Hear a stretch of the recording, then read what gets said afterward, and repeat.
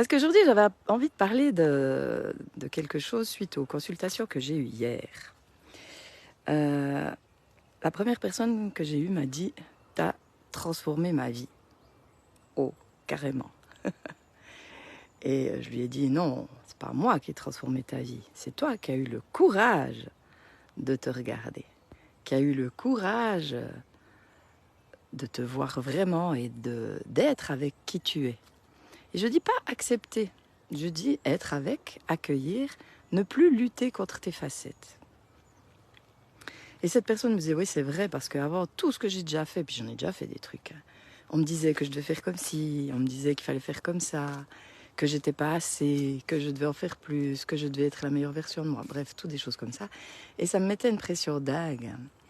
Et avec toi, bah, ça a tout changé et directement. Et elle me dit, tu vois, avant, il y a des choses qui m'énervaient, qui m'énervent plus. Il y a des personnes qui me mettaient en réaction, et ça me met plus en réaction, je m'en fiche complètement.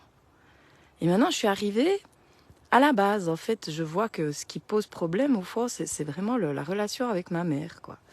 Et oui, et c'est ce que je dis, c'est ça qui nous marque, c'est les relations primaires, les relations primordiales, principales, celles qui ont coloré les premiers instants de nos vies, les relations avec nos parents. Et je rappelle qu'un enfant, bah déjà quand il est dans le ventre de sa mère, il est totalement en symbiose avec sa mère, il fait un avec sa mère. Et ça dure au niveau des émotions. Au niveau émotionnel, ça dure. On porte les choses de nos parents. On ressent nos parents. Coucou Dominique. Et ça, c'est un fait. Et forcément, bah, déjà, on est conditionné, mais aussi, on est influencé, les ressentis, ben, on les ressent quand on est enfant. Et ça, on a tendance à l'oublier. Et c'est pour ça qu'une fois qu'on arrive à voir les gens, à voir qu'ils font du mieux qu'ils peuvent, à comprendre ce qu'il y a en jeu, tout ça, il reste plus que... bon, c'est un gros morceau quand même, c'est d'aller voir nos parents aussi, ils font du mieux qu'ils peuvent. Mais ce que j'observe, c'est que d'une certaine façon, par rapport aux parents, on attend toujours une forme de réparation. On attend toujours une forme de réparation, de reconnaissance de ce qu'on a subi, puisqu'on a tous subi un manque d'amour, on a tous, même avec la meilleure volonté possible en tant que parents, on fait du mieux qu'on peut, mais comme on est tous différents au niveau émotionnel, forcément, avec nos enfants, on fait des trucs où ils se sentent pas reconnus. C'est pas possible autrement, puisque nous sommes uniques, nos émotions, ben, elles nous appartiennent, on réagit différemment à chaque truc, donc forcément, il y a un moment où notre enfant ne se sent pas reconnu. Comme nous, en tant qu'enfant, on ne se sait pas sentir reconnu. C'est OK. Et c'est ce qui marque tout, parce que justement, on a une forme déjà de loyauté envers les parents. On les met un peu sur un piédestal et on est dans une forme d'attente de réparation. Et c'est aussi pour ça que c'est une des raisons qui explique, alors par rapport à ce que j'expérimente, hein, c'est juste ce que j'observe, c'est ma vérité. Hein. Hier, je parlais d'être à l'écoute de qu'est-ce qui résonne pour nous. Oui, entre parenthèses, le live d'hier, bah, désolé, j'avais laissé les écouteurs, le son est vraiment merdique. J'ai refait après, si jamais. Oui, d'être à l'écoute de nous, de nos émotions qui sont les nôtres. Et d'être à l'écoute de ça, ça demande du courage, oui, parce qu'on est tous différents. Et c'est cette idée aussi d'accueillir ses émotions.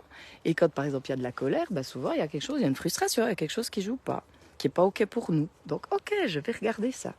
Et après, l'étape suivante, c'est que je puisse exprimer à l'autre, si l'autre est en question, ou que je puisse me dire à moi, parce que ça marche aussi très bien, tiens, qu'est-ce que ça vient réveiller chez moi? Et ça, c'est toujours l'effet miroir. L'effet miroir, il est partout. Hein. Cette idée de faire retour, pour moi, c'est toujours le miroir. Il y a une situation, une émotion, qu'est-ce qu'elle me renvoie? Donc je fais retour, c'est le miroir, il est partout. Et ça demande du courage, parce que c'est le courage d'admettre qu'il y a une partie de nous, même si on dit le contraire, mais il y a une partie qui ne veut pas changer. Il y a une partie qui préfère rester victime toujours de ce qu'elle a subi, pour dire oui, ça a existé, pour attendre réparation. Et moi, ce que je disais hier à la cliente, et ça, je l'ai vraiment expérimenté, c'est le jour où j'attends plus de réparation, qu'elle vienne. Hein, notamment, j'ai eu une expérience avec une personne avec qui j'ai été en relation pendant un moment. J'attendais toujours, et j'en ai vachement bavé, j'attendais toujours réparation. Et le jour où j'ai plus attendu, ben voilà, j'ai eu un appel qui me dit, bah oui, t'as dû en baver avec moi.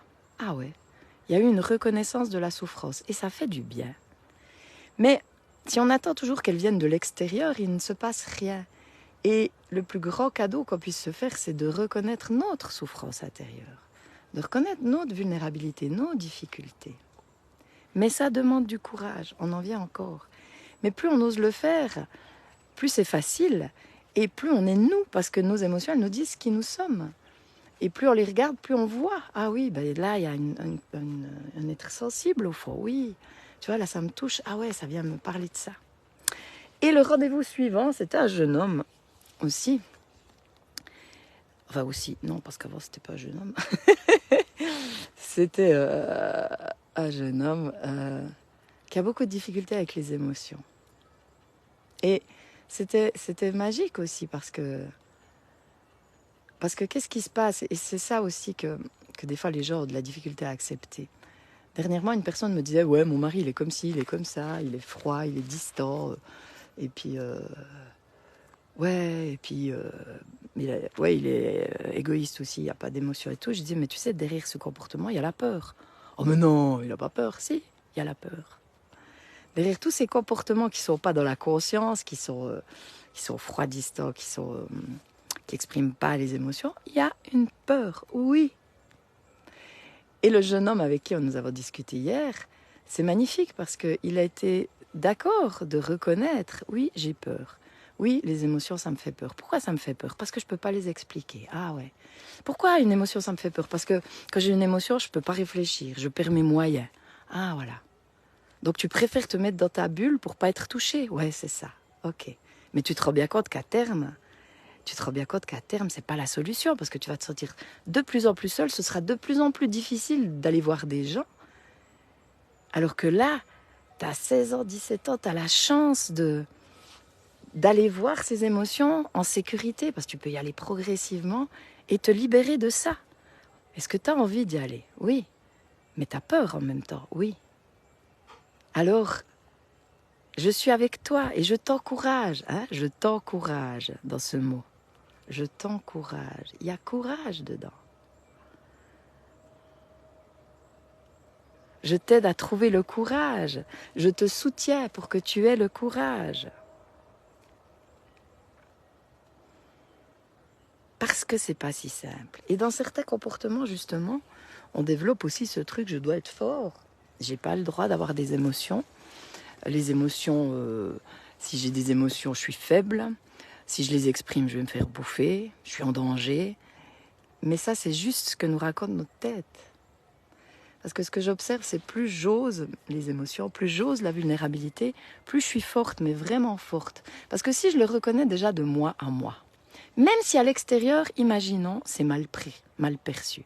Mais si déjà moi, je me sens légitime d'en avoir, parce que l'extérieur pense, m'en fous, mais complètement, ça ne me touche plus, ça ne m'atteint plus. Et c'est ça qui est magique dans la vie. Et ça ne veut pas dire que la vie devient un long fleuve tranquille, mais c'est qu'on surfe sur la vague, on n'est plus perturbé par ça. On peut les laisser venir, on peut prendre le temps qu'il faut de retourner tout le temps dans notre grotte. C'est ça aussi que je dis aux personnes que j'accompagne. T'as pas besoin de tout révolutionner d'un coup. Hein, t'as le temps. Mais des fois, justement, quand on commence à découvrir ça, à voir que c'est tellement facile, on peut avoir de la patience. Et c'est aussi ce dont on parlait hier avec la cliente qui s'impatiente, par exemple, qui s'énerve quand il y a sur la route des personnes qui roulent lentement, par exemple. Ça a un lien avec la patience. Il faut que ça aille vite. Puis maintenant que j'ai compris, je veux aller vite. Alors plus on va aller vite, moins vite ça va. Mais ce que j'observe, c'est que plus on est d'accord de voir avec bienveillance, avec, j'allais dire humilité, mais des fois ce mot il est utilisé, je sais pas. Juste en reconnaissant, oui, humilité, en étant humble, en étant responsable, en appelant un chat. J'aime bien cette expression-là, appeler un chat. Juste en disant les choses comme elles sont, sans penser c'est bien ou c'est mal. Ah oui, je suis comme ça. Hein, parce que hier, aussi, ce qui est ressorti pour les deux, c'est qu'il y avait des côtés comme des deux parents, chez les deux personnes. Et c'est ok, il n'y a rien de grave, mais c'est bien de le voir. Parce que des fois, on va critiquer l'autre ou on ne se rend pas compte que l'attitude de l'autre nous impacte. Alors soit on le critique parce qu'on peut être en réaction, ou soit on l'adore parce qu'il est comme nous, par exemple. Mais dans les deux côtés, on voit pas forcément ce qui est en jeu. Enfin, en tout cas, si on le critique souvent, c'est voilà, ça résonne. Et là, en l'occurrence, je la critique, mais en fait, j'ai des parties, je suis exactement comme elle. Ah ouais. Ah oui, elle vit exactement ce que moi j'ai vécu. Ah ouais. Waouh. Alors ça amène beaucoup plus de compassion parce que on va comprendre la souffrance puisque nous on la vit aussi. Et pour l'autre, non, je me rends pas compte. Non, non, moi je suis bien, mais regarde le manque par rapport à l'attitude distante de ce parent. Tu vois que ça te manque, qu'ils prennent des nouvelles de toi, qu'ils se demandent comment tu vas. Toi, tu as fait avec parce que pour être aimé, tu as dit il faut que je sois comme lui, je me coupe des émotions, comme ça je suis pareil. Mais c'est pas toi, tu as besoin de cette sécurité, tu as besoin qu'ils t'encouragent, tu as besoin qu'ils prennent soin de toi, tu as besoin qu'ils te demandent comment ça va. Et là, il te demande pas. Mais il fait pas exprès, c'est juste que lui, les émotions, les gens qui vont pas bien, il supporte pas parce que la carapace est tellement épaisse, il veut pas aller toucher cette vulnérabilité. Ah ouais, c'est ça. Ouais. Mais c'est pas contre toi. C'est pour lui parce qu'il est mal. Mais t'es pas obligé de faire pareil. Ah ouais. Si tu le vois, si tu l'accueilles, tu peux tout changer. Et c'est magique. Mais ça demande du courage. Et comme je le dis souvent, c'est hyper simple. Mais pas facile. Mais se prendre par la main, s'autoriser à aller à la rencontre de soi, s'autoriser à ressentir, s'autoriser à voir, ça n'a pas de prix.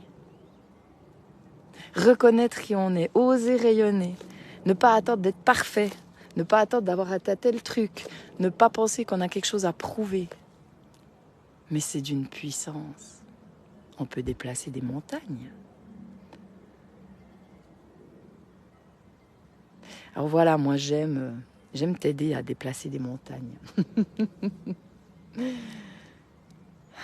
Alors ma façon de déplacer des montagnes, c'est au travers de tout ce que je partage, de t'aider à déplacer des montagnes. C'est notamment dans les accompagnements, retour à toi. C'est dans les séances déblocage. Et c'est dans les ateliers effets miroirs que j'adore, parce que là justement on va à l'essentiel. On va dans la vie, dans la simplicité. Mais ça fait peur et c'est marrant parce que j'ai des personnes qui s'inscrivent. J'en ai une notamment qui était inscrite depuis longtemps. Au premier atelier, elle était malade. Après, ça a été annulé. Je ne sais plus pourquoi. Puis après, j'ai pas eu de nouvelles et elle n'est pas venue. Mais derrière tout ça, il y a quoi? Il y a la peur. Il y a juste la peur. La peur d'aller se voir, la peur de changer de fonctionnement, la peur de sortir du rôle de victime à responsable. Ça fait peur. Ça fait peur.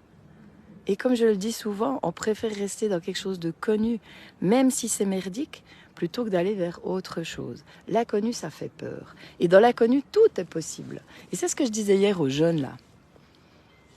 Parce que je lui ai partagé, je lui ai expliqué un petit peu l'énéagramme, cet outil de connaissance de soi qui a transformé ma vie, qui donne un petit peu le mode d'emploi de l'être humain. Et je lui montrais, voilà, ça c'est les boîtes dans lesquelles on s'est enfermé. Mais quand tu vois la boîte et que tu arrêtes de croire à la boîte, tout est possible, parce que tout est croyance. Mais les croyances, elles nous rassurent. Comme souvent, on a besoin de sécurité. Alors, on développe des croyances, on a des visions de la vie qui sont fixes. Ça, c'est comme ça c'est comme ci, ça, c'est bien, ça, c'est pas bien, ça, c'est... Toutes ces étiquettes qu'on met partout. Alors, ça nous rassure, oui, mais qu'est-ce que ça nous limite? Et quand on fait valser les étiquettes, j'aime bien ce terme de faire valser les étiquettes, on devient illimité, tout est possible.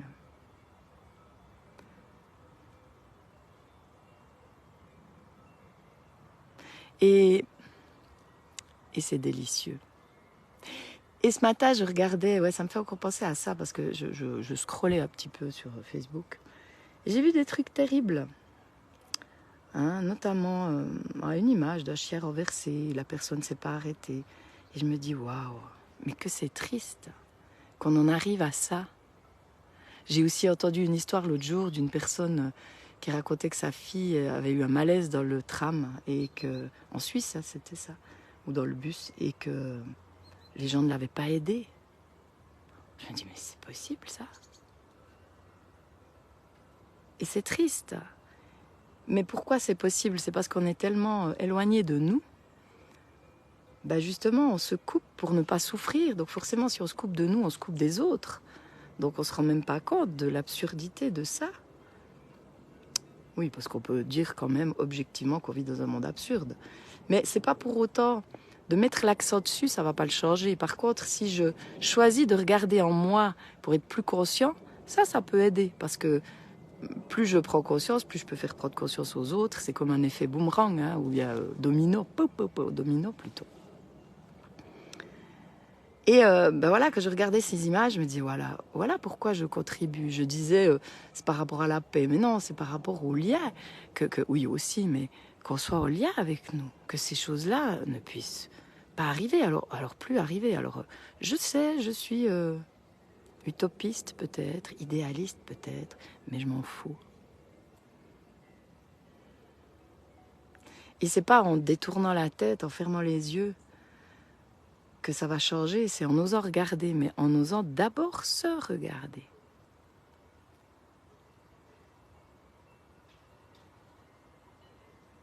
Et si je me regarde et que je vois que tout est possible, à l'extérieur c'est aussi possible. Alors je retrousse mes manches et j'agis. Mais c'est pas dans l'effort, c'est dans la joie, c'est dans la foi que autre chose est possible. Sans penser que ça doit être autrement. Tu vois le truc, c'est pas être dans le contrôle et vouloir changer le monde, ça marche pas. Mais c'est être conscient que, à mon niveau, en osant me regarder, je participe à autre chose et énergétiquement, je projette autre chose. Donc plus cette énergie se projette, plus cette énergie s'expose dans le monde, plus c'est cette énergie-là qu'il va y avoir. Puisque tout est énergie et nous sommes tous reliés. C'est contaminer le monde d'amour. Il y a d'ailleurs une image que j'adore, c'est un gars, il y a une foule de personnes qui sont toutes en noir et le gars arrive avec un cœur, il est tout rouge. Et il fait des hugs, et au fur et à mesure des hugs, tous les autres participants deviennent rouges. C'est exactement cette image-là que j'ai envie de partager. Voilà, donc c'est possible dans les accompagnements. Il y a toutes sortes de possibilités, donc il ne faut pas hésiter à me contacter. C'est possible au travers des ateliers. Donc les ateliers, le prochain est le 8 à Cours, ouvert à tous, il reste 2 places. Le suivant est le 18 en Valais, Comté, je crois, je ne sais plus exactement, pas très loin d'Aigle. Et là, il reste 1 place. Et le prochain, après, c'est le 25 août à Cours, de nouveau, ouvert à tous aussi. En Valais aussi, c'est ouvert à tous. Là, il reste 4 places. Et le 30 août, atelier spécial pour coach, thérapeute, accompagnant. Donc, c'est clair qu'en tant qu'accompagnant, cet effet miroir, ça donne vraiment des clés pour encore plus accompagner les gens et voir les choses différemment. Et c'est d'une puissance, c'est vraiment... Enfin, moi, j'adore ça, quoi. Alors, voilà. Donc, moi, je vais m'arrêter là. Si jamais il y a des questions, pas hésiter à me les poser. S'il y a des choses à dire, commentez aussi. Mais replay, si tu vois en replay, bon, c'est un peu tard. Maintenant, j'aurais dû le dire au début. Mais c'est pas grave. Et puis voilà, moi, je réjouis de te retrouver bientôt. Oui, comme j'ai dit, à partir de la semaine prochaine, il y aura... sois attentif, il y aura des surprises. Et de nouvelles rubriques, donc des lives aussi. Enfin, des directs sûrement, en tout cas 1 par semaine, c'est sûr. Le matin aussi, parce que ça, j'adore. Et c'est vrai que je suis beaucoup bien inspirée le matin, j'aime bien. Et puis voilà, et je rappelle que s'il y a des sujets que tu aimerais que j'aborde, n'hésite pas à me faire des propositions, à me poser des questions. Voilà, je te souhaite une belle journée. Moi, je m'en vais continuer la mienne.